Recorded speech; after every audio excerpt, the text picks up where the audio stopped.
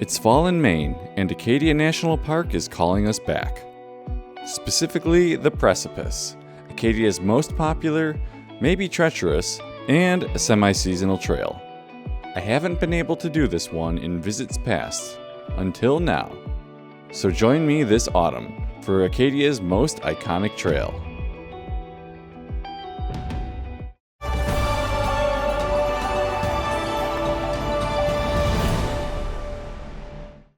The Precipice Trail isn't your average hike.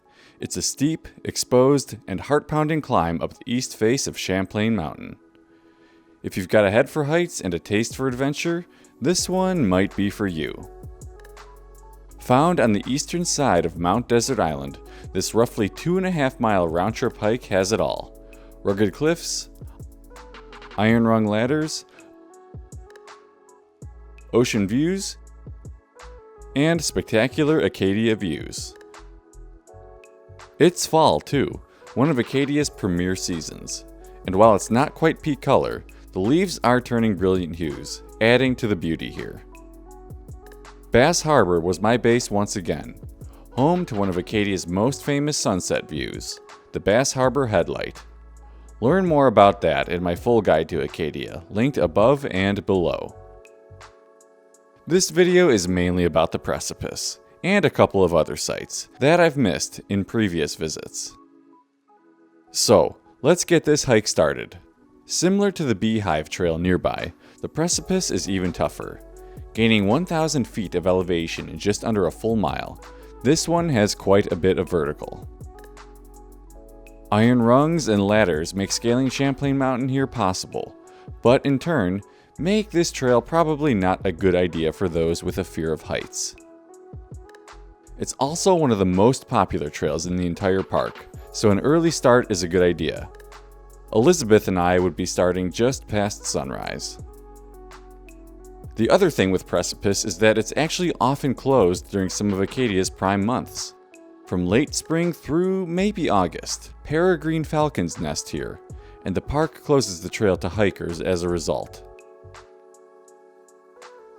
You'll find parking along the main loop road, about 10 minutes from Bar Harbor, and just before the main entrance gate. The parking lot is limited on space, but there's overflow parking allowed in the right lane of the road.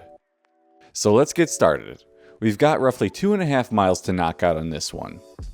Doing the Precipice as an out and back makes it shorter, but as of October 2025, this is no longer allowed. The Park Service doesn't want hikers climbing back down the ladders. So instead, we're doing this as a loop trail, taking the orange and black trail from the back end back down to the road. The trail starts through dense woods, where we were greeted by the familiar red colors of maple going through the autumn transformation. No iron rungs just yet, but plenty of granite to climb up, over, and even through at one point. Keep heading upwards. Eventually, you reach your first set of rungs. This is arguably the toughest, and can be a little difficult for shorter people. If you can do this one, you'll have no problem climbing the rest of the ladders, as long as you're not afraid of heights. That first obstacle out of the way, Liz and I continued upward, getting a peek at Champlain Mountain through the trees. It was still a ways to go to the top, and now this boulder field. Follow the blue markers up here. We started to get our first views of the ocean and Frenchman's Bay. Continuing on, the trail takes you under these boulders before emerging on the other side. And then, some iron handrails. Use these to maneuver this cliff's edge, which eventually leads to this wooden platform crossing to the other side. Keep going, following along the cliff edge and actually heading slightly downhill for a brief moment before heading back up. At this split in the trail, continue towards the Champlain summit.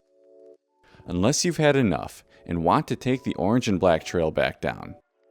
Just note, this is not the proper split for the way back down after summiting, as you're not allowed to go down any of the iron rungs, including the first few that we've already done. Keep heading up, and in no time we're at our first real test. Nothing left to do but get vertical. From here on out, it's a lot of ladder climbing and cliff maneuvering. But this is what we're here for, right? Keep going up. And up. And up. Take a look back down to appreciate just how high you're climbing too.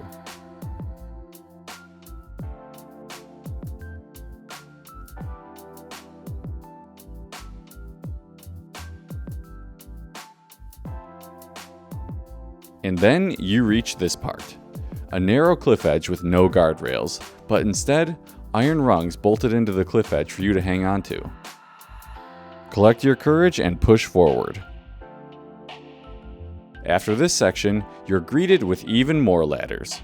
We're getting closer now.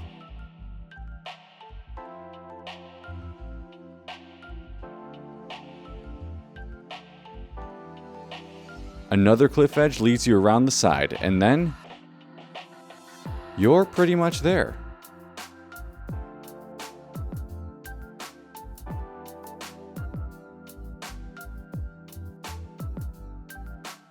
The marker itself is a little ways up, but you've just about made it, and the views are amazing.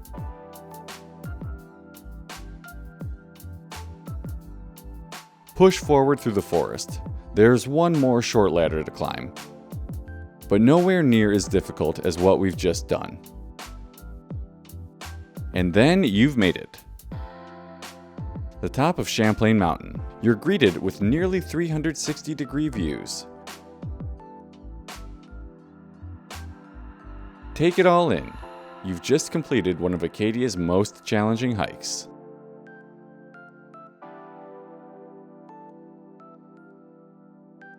Once you're done, start down the trail, following the blue markers and toward the orange and black trail.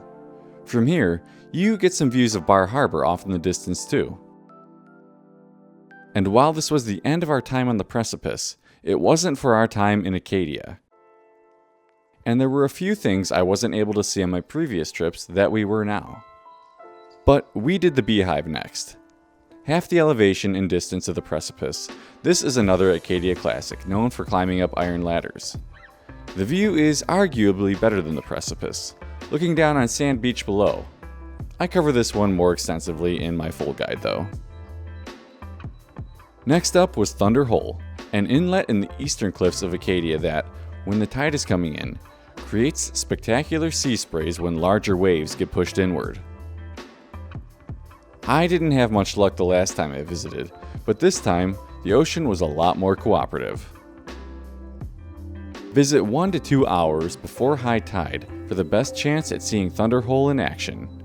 And if you do decide to go all the way to the end of the path, prepare to get soaked. We hung out here for a bit watching the waves crash in. Liz was even brave enough to wander on down. For the sake of my cameras though, I decided to just enjoy the view from the top. We made a quick stop at Jordan Pond next to see how the foliage was doing. Not quite peak yet, but maybe another week or so, meaning around mid-October. Last on our list was a sunrise the next day. And unable to snag Cadillac Mountain permits, we headed to Schooner Head near the park entrance station instead. Early morning light on the foliage was spectacular, as was watching the sun rise on the horizon over the Atlantic. A choppy sea made for some aggressive waves, smashing into the cliffside below us. And with that, so wrapped another amazing trip to Acadia. Definitely still my favorite of the East Coast parks. Until the next time.